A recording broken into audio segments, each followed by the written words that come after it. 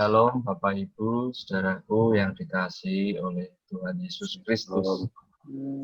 Selamat pagi.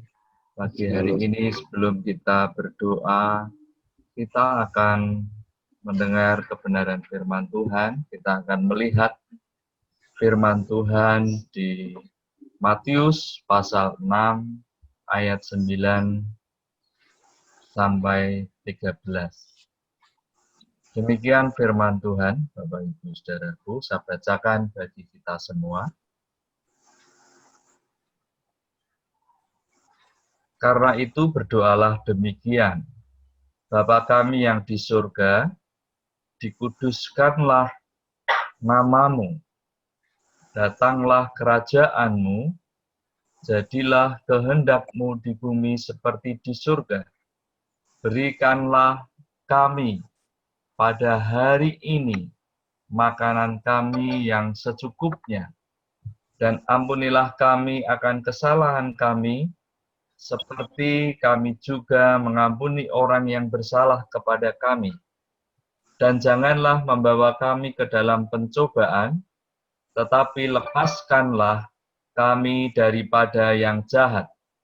Karena Engkaulah yang empunya kerajaan dan kuasa dan kemuliaan sampai selama-lamanya.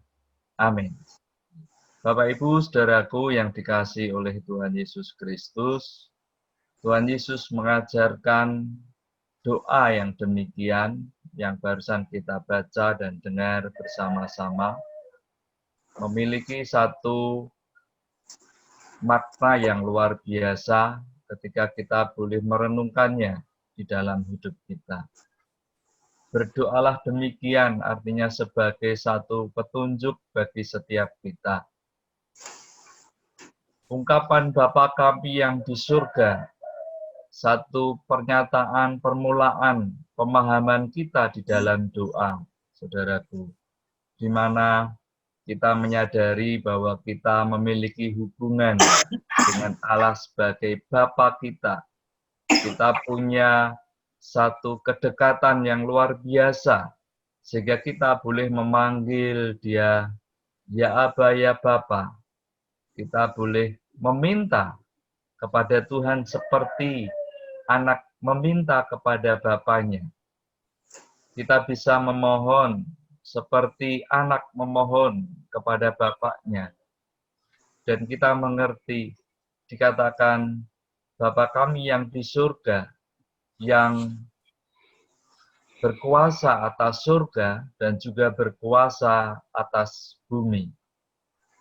Saudaraku yang dikasihi oleh Tuhan Yesus, kemudian pernyataan berikutnya adalah, dikuduskanlah namamu. Berikutnya ini di dalam doa Bapa kami yang diajarkan ini kepada kita ada beberapa permintaan di dalamnya. Yang pertama ini, dikuduskanlah namamu ya Tuhan. Jadi satu doa, kerinduan di mana nama Tuhan dipermuliakan atas semua orang. Nama Tuhan dipermuliakan, diagungkan, dimasyurkan di semua tempat, di semua keluarga, boleh mempermuliakan nama Tuhan. Dan itu juga menjadi kerinduan bagi kita hari-hari ini. Nama Tuhan dipermuliakan atas bangsa kita, atas kota demi kota, atas setiap tempat dimanapun berada. Nama Tuhan biarlah dipermuliakan. Dan kita juga berdoa bahwa hidup kita dipakai oleh Tuhan untuk kemuliaan nama Tuhan Yesus. Ayat 10 dikatakan, datanglah kerajaanmu. Satu kerinduan di dalamnya untuk kita mengerti ada sukacita, ada damai sejahtera Tuhan, ada kebenaran Tuhan yang dinyatakan. Kita berdoa bahwa kebenaran Tuhan itu dinyatakan atas bangsa kita. Kita berdoa bahwa kebenaran damai sejahtera Tuhan itu dinyatakan atas keluarga-keluarga, dinyatakan atas setiap pribadi demi pribadi. Kita doakan bersama-sama dengan bersehati terus. Kerajaan Allah dinyatakan ada di setiap tempat dan kebenaran Tuhan ada di dalamnya. Bagian berikutnya dinyatakan, jadilah kehendakmu di bumi seperti di surga. Ada satu penyerahan total di dalam hidup kita. Ketika kita berdoa, kita menyerahkan segala sesuatunya ada di dalam kehendak Allah. Bukan kehendak manusia yang jadi, namun biarlah kehendak Tuhan yang jadi. Di tengah-tengah doa kita tetap terus memiliki sikap hati berserah kepada Tuhan. Dan di situ pula kita sedang menyelaraskan kehendak kita dengan kehendak Tuhan. Kehendak Tuhan yang jadi atas hidup kita, atas keluarga kita, atas segala sesuatunya dalam seluruh aspek hidup kita. Dan rancangan Tuhan itu jadi dalam hidup kita.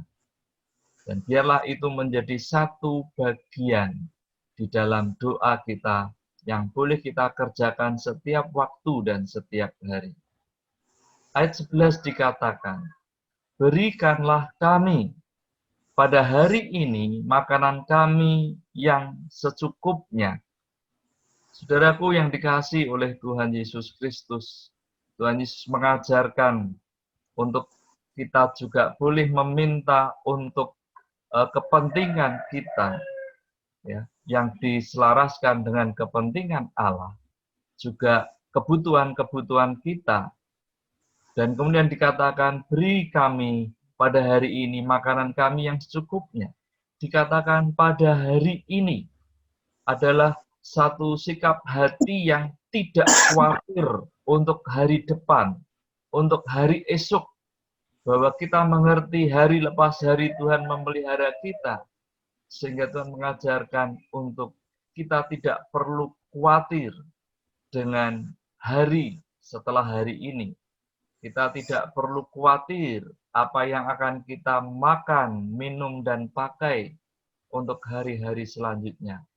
Kita belajar untuk memiliki keyakinan di dalam Tuhan, bahwa Tuhan mencukupkan apa yang kita perlukan hari ini dan hari-hari ke depan. Pasal 6 ayat 12 dikatakan, dan ampunilah kami akan kesalahan kami, seperti kami juga mengampuni orang yang bersalah kepada kami. Tuhan merindukan ada sikap hati di mana kita bisa mengampuni orang-orang yang bersalah kepada kita. Pengampunan akan kesalahan juga menjadi satu kebutuhan bagi kita setiap kita. Bahwa kalau kita hidup, namun kalau kita tidak ada di dalam pengampunan Tuhan, maka sia-sialah kita. Karena sesungguhnya pengampunan daripada Tuhan yang membuat kita menjadi mengalami kehidupan kekal. Kita menyadari bahwa kita membutuhkan kasih setia Tuhan di dalam hidup kita. Tuhan dengan kasih setianya akan mengampuni dan menyucikan kita. Dia sucikan kita dengan darahnya yang tercurah di kayu salib untuk menyelamatkan kita. Dan bagian kita hari-hari ini, ketika kita masih hidup di muka bumi ini, juga untuk menyatakan kasih seperti kasih Kristus kepada kita. Tuhan mengampuni kita ketika kita bersalah. Tuhan mengampuni kita ketika kita berdosa. Demikian pula baiklah kita belajar untuk terus mengampuni orang-orang yang bersalah kepada kami, kepada kita semua. Itu yang boleh kita belajar. Dan ayat yang ke-13 dikatakan, Dan janganlah membawa kami ke dalam pencobaan, tetapi lepaskanlah kami daripada yang jahat.